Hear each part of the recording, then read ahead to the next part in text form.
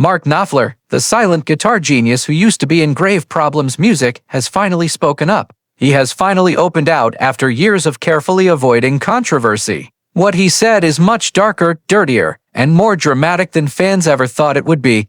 His words put an end to any possibility of a Dire Straits reunion music as Knopfler brings up old fights, rivalries, and wounds that never healed. There was a maelstrom of egos, betrayals, and hatred behind the smooth guitar licks and arena songs that broke up the band. Knopfler had to deal with the group's history and his own troubles. Think about it, Deptford, London, in 1977. 4. Young men who were having a hard time making ends meet suddenly become famous around the world with Sultans of Swing. What started out as a brotherhood in music suddenly transformed into a war zone. As the band's principal songwriter and leader, Knopfler's bandmates often said he was dominating, distant, and unwilling to share the spotlight. His brother, David Knopfler, departed early because he couldn't handle Mark's power, and that terrible break never healed. There were rumors of fights in the studio, anger over music brewing on tour buses, and silent sabotage backstage. Success made the cracks bigger, and by the mid-1980s, Dire Straits was more of a machine fueled by tension than a band. Dire Straits had a lot of bad relationships behind the scenes. Alan Clark, the keyboardist, and John Illsley, the bassist, remained faithful for a while, but they often disagreed with Knopfler about creative decisions. Mark's need for perfection made recording sessions go over the edge, with weeks of work thrown away because he thought a note was wrong. His demand on endless music takes made everybody tired and angry, and sessions that should have been fun turned into orals. Band members said he was too controlling, but Knopfler D Music said they were just not committed and sloppy. Disagreements over composition credits and who should get a bigger share of the royalties only made the split worse. The Brothers in Arms era, when the band became famous all over the world, was also when tempers flared. Some members wanted to enjoy the perks of fame, such music-lavish parties, excess on the road, and breaks from the grind, whereas Knopfler sought strict discipline music and quiet professionalism. As his power rose, resentment grew because it made their efforts seem less important. Many people felt like hired hands instead of equal partners.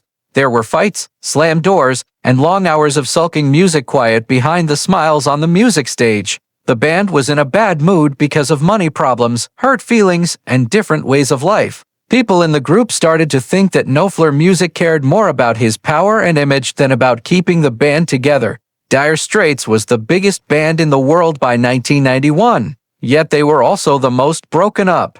It was a nightmare to tour, a leader who became more and more reclusive, long silences, and endless debates, with a guitar and an amp, and started when Pete Townshend plays chords on your tune you know it's they stay played. And he's one of my favorite guitar players, and some people loved the circus of fame, but Knopfler detested it. That fight ended all the friendship that was left. Music every rehearsal seemed like a deal, and every sound check was so tense that you could cut it with a knife. The stage displays looked great on the outside, but behind the curtains, there were chilly silences and angry whispers. The last straw was the On Every Street tour, music where tiredness and anger took over the music. Hotels became battlegrounds, and long bus rides evolved into long periods of stillness or angry music exchanges. The band's victory lap should have been a happy time, but it turned into a long, hard music torment that took away all of their goodwill. By the end, the members scarcely talked to one another.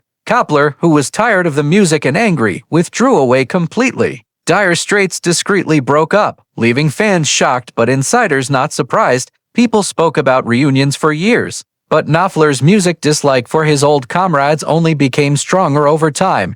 He thought that every invitation to get back together was like reopening an old wound, and his reluctance got stronger each time. He makes it very plain today. The cuts are too deep, the bridges burned too completely, and the band music is gone for good. But Knopfler's problems didn't end with severe difficulties. Music outside of the group, he had fights with producers, promoters, and even other musicians who found it hard to deal with his detached way of being. His collaborations typically ended in stress, with stories of projects being dropped halfway through because of creative differences. When Knopfler insisted on having the ultimate word over arrangements for film soundtracks and joint tours, tempers boiled, which upset partners who thought they could work things out. He fought with record executives over business demands and refused to compose songs on demand. which made him seem difficult and unwilling to follow industry standards. People began to think of him as someone who would rather walk away from a deal than do what was expected of him. Even famous musicians he looked up to,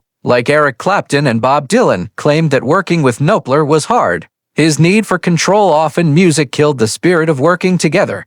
People who worked in the studio remember late nights when Knopfler would retake whole takes without telling anyone, saying that the other musicians' contributions weren't accurate enough. Promoters muttered about how he wouldn't play at particular venues or festivals music if the conditions weren't right, which caused bitterness and broken music ties. There was a man behind the calm facade who would not bend, and that inflexibility cost him friends, chances, music, and the chance to make long-term artistic connections outside of desperate straits.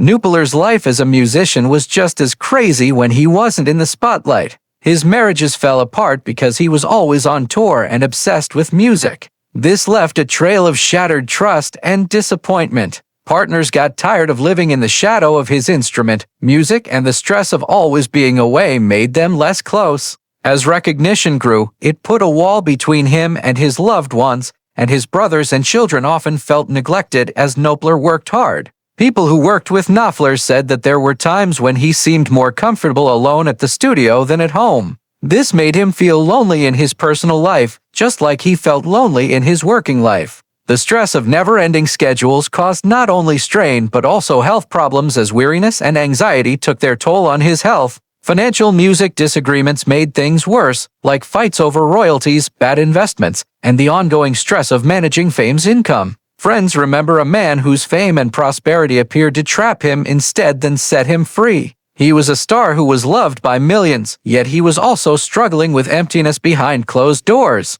He sung about everyday life with poetic grace, but his own life was full of struggle, detachment, and the painful knowledge that his songs depicted a warmth he couldn't always live. Fans generally think of Knopfler music as a reluctant star, but behind that image is a man who is troubled by the success he music made. Dire Straits' huge reputation was a burden he could never get rid of, and every time he tried to start a solo career, he felt like he was still in the band he had left. His brothers in arms ghost followed him into every studio, interview, and stage he sought to conquer on his own. Critics complimented his creativity, but they also said that he was icy and that he never let the past go. They said that he constantly seemed to be looking back with a mix of hate and remorse. Knopfler didn't celebrate nostalgia. He carried it like a chain. Old scars with his brother David, unresolved music conflicts over royalties, and the pain of lost friendships came back every time fans asked for a reunion. Music, his guitar playing became famous, but the loneliness of those broken bonds stayed. There was no doubt that he was a great musician. Music, but the stories that people told about him were of a man who couldn't forgive or forget. Most musicians looked to their prior music for comfort, but for Knopfler, the past was a war zone that wouldn't heal. Every new record reminded him of how bad things were, and every honor simply made the silence of the people who used to stand next to him even louder. The dreadful Straight story isn't a warm music memory. It's still about breaks, silences, and a shadow that hangs over his legacy to this day. Knopfler has made it clear today, Dire Straits will never get back together. Sibling rivalry, the wounds of band fights, and the weight of personal challenges are all too heavy to get rid of. Music, it's sad for fans, but for Knopfler, it's a release. He is sick of the rumors about future tours, the millions of dollars on the table, and the frequent questioning from media. He doesn't see those recollections as treasures.